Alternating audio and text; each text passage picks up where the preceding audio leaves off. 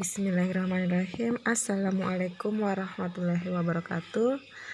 Bagaimana kabarnya soleh-soleha pada pagi hari ini? Semoga semuanya selalu sehat ya, selalu dalam lindungan Allah Subhanahu wa taala. Amin. Nah, pada hari ini ya, insya Allah kita akan belajar tematik tema 5F, panas dan perpindahannya, subtema 3, pembelajaran 3 dan 4. Namun sebelum belajar, seperti biasa ya, kita berdoa terlebih dahulu. Semoga kegiatan kita hari ini diridhoi oleh Allah Subhanahu wa taala, sehingga ilmu yang kita peroleh adalah ilmu yang berkah dan bermanfaat. Amin.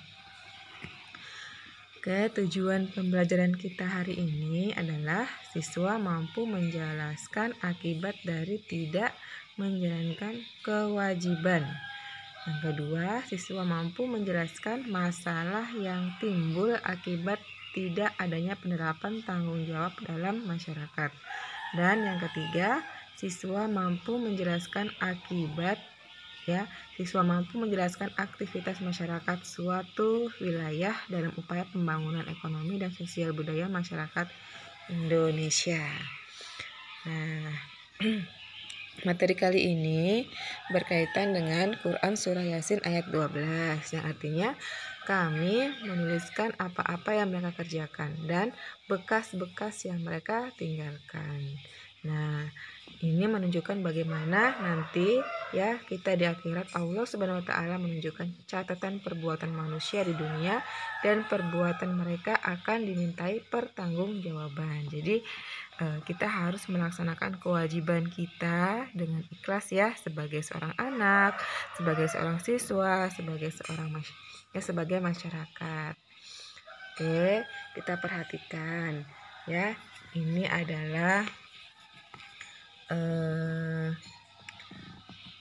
batik ya, proses pembuatan batik. Jadi batik merupakan salah satu bentuk kerajinan tangan masyarakat Indonesia yang mengandalkan panas atau kalor serta perpindahannya.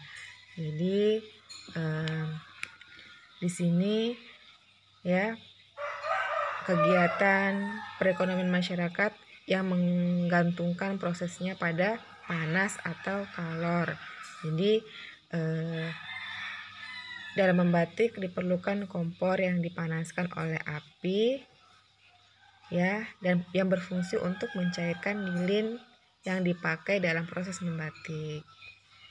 Nah, dalam membuat batik ya diperlukan ketelitian, kesabaran dan teknik yang tinggi ya. Nah, ada begitu banyak jenis batik Nusantara, yaitu batik Aceh, batik Bali, batik Banyuwangi, batik Bengkulu, dan masih banyak batik lainnya. Jadi di sini dalam membuat batik menggunakan canting untuk ya keterampilan pembatik dalam menggambar, membuat canting ya. Jadi canting memerlukan keterampilan ya, jadi dalam membatik itu menggunakan canting yang memerlukan keterampilan pembatik dalam menggambar. Jadi segala sesuatunya dalam membuat batik itu dilakukan secara manual untuk membuat batik tulis menjadi batik yang sangat mahal. Nah, ini adalah salah satu jenis batik yang memiliki kekhasan tersendiri, yaitu batik Lasem. Nah, Lasem itu apa? Lasem itu adalah salah satu daerah yang terletak di pantai utara Pulau Jawa. Oke, nah ini ada dalam pembuatan batik itu dibutuhkan canting ya. Pembuatan batik tulis itu dibutuhkan canting. Canting ini kita lihat gambarnya. Canting itu terbuat dari tembaga. Apa fungsi dari kenapa terbuat dari tembaga ya? Supaya itu berfungsi sebagai konduktor. Seperti yang kita ketahui bahwa agar lilin yang mencair akibat dipanaskan tersebut dapat tetap terbentuk cair dalam waktu yang lama, sehingga dapat ditorehkan ke atas kain. Jadi ganggangnya itu juga terbuat dari bambu ya. Jadi bambu itu sebagai isolator. Jadi kayu merupakan jenis bahan isolator yang akan menghentikan rambatan panas sehingga tangan pengrajin batik tidak terluka akibat panas dari lilin tersebut. Ya, kita lihat. Nah, ini adalah proses pembuatan canting. Jadi, lilin yang dipanaskan di atas wajan tembaga hingga mencair, ya, untuk kemudian dioleskan, diletakkan di atas canting. Nah, canting kemudian digoreskan di atas kain mengikuti pola yang telah dibuat dengan pensil pola. Nah, dalam membuat batik terdapat banyak proses yang harus dilalui, ya. Jadi hingga selembar batik lasem dapat sampai ke tangan pecinta batik. Nah, proses tersebut melibatkan banyak tangan yang berkewajiban untuk memastikan kualitas setiap lembar batik tetap terjaga, ya.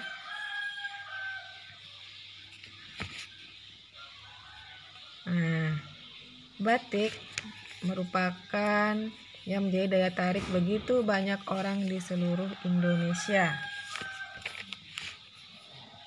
Bahkan di dunia, batik pun menjadi semakin mendunia sejak dikukuhkannya sebagai warisan dunia oleh UNESCO tepat tanggal 2 Oktober 2009, ya. Jadi bisnis batik semakin lama semakin berkembang, ya. Jadi batik yang dahulu hanya dipakai oleh kalangan tertentu kini mulai merambah ke segala kalangan. Jadi batik menjadi pakaian yang tidak lagi dikenakan saat seorang pergi mengunjungi acara resmi, tapi saat ini batik menjadi, ya, bahan yang dapat dipakai pada segala kesempatan. Nah, keberadaan batik kemudian perlahan mengangkat perekonomian masyarakat. Salah satu tempat industri batik yang terkenal di Nusantara itu adalah Batik Trusmi di Cirebon. Ya, jadi keberadaan Batik Trusmi dan sentral bisnisnya memang menjanjikan peluang ekonomi yang bagi masyarakat Kota Cirebon, khususnya masyarakat yang bertempat tinggal di daerah Trusmi, Kabupaten Cirebon. Akan tetapi, ya, terdapat beberapa masalah sosial yang muncul, ya. Antara lain itu adalah mulai seringnya kemacetan melanda daerah tersebut. Nah, kemacetan ini merupakan salah satu contoh dari masalah sosial, ya. Ini apa sajakah yang termasuk dalam masyarakat sosial di masyarakat? Nah, kita perhatikan, itu adalah kemacetan lalu lintas. Jadi situasi di mana lalu lintas tersendat atau bahkan berhenti total, ya, disebabkan banyaknya jumlah kendaraan. Jadi kemacetan lalu lintas sering terjadi pada saat jam-jam sekolah, ya, jam-jam berangkat sekolah atau jam berangkat kerja. Nah, penyebabnya kemacetan lalu lintas ini banyak pengguna jalan yang tidak melakukan kewajibannya untuk menaati aturan lalu lintas, ya, yang dapat menimbulkan ketidaknyamanan dan ketidakamanan para pengguna jalan masyarakat sekitar. Yang kedua adalah membuang sampah sembarangan, ya. Masyarakat seringkali membuang sampah tanpa memperdulikan akibatnya, ya. Jadi sampah pasar, sampah toko, sampah kantor banyak berserakan sampai menutupi jalan raya karena tidak tertampung di bak sampah, ya.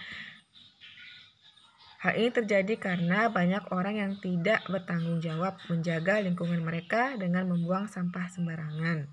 Yang ketiga adalah sungai yang kotor. Nah, sungai kadang-kadang dijadikan tempat pembuangan sampah bagi masyarakat. Akibatnya, pada musim penghujan air sungai akan meluap mengenangi daerah sekitar, sawah-sawah dan pemukiman penduduk. Jadi akibatnya sungai tidak dapat menjalankan fungsinya sebagai penampung air di kala hujan, ya, yang dapat merugikan masyarakat itu sendiri. Yang keempat adalah bangunan liar. Nah, bangunan liar ini sering kita jumpai berada di atas saluran air, di trotoar, di taman-taman kota, dan kolong jalan raya, yang menyebabkan masalah kesehatan dan kebersihan lingkungan yang menimbulkan ketidaknyamanan masyarakat pada umumnya. Ya, jadi Bangunan liar itu tak jarang ya didirikan di bawah jembatan, dekat kereta api. Pengangguran, jadi di beberapa tempat pengangguran masih banyak terjadi ya. Jadi keberadaan industri, misalnya industri batik itu dapat membantu mengatasi masalah pengangguran. Sebab ya industri batik ya memerlukan tingginya permintaan akan pekerjaan. Nah, keberadaan batik resmi memberikan angin segar bagi ekonomi masyarakat. Ya. Batik resmi kini menjadi oleh-oleh khas di Kota Cirebon ya. Bagi yang berkunjung ke Cirebon tidak lengkap rasanya bila tidak membawa oleh-oleh batik. Nah, selain oleh-oleh batik, makanan juga kerap dijadikan oleh-oleh yang berkunjung di suatu daerah tersebut. Oke, selesai Ustazah. Cukup sekian ya materi dari Ustazah. Apabila ada yang kurang dipahami, silakan ditanyakan ke Ustazah. Nah, ini adalah soal latihan untuk Ananda di rumah. Silakan Ananda memilih salah satu dari masalah sosial.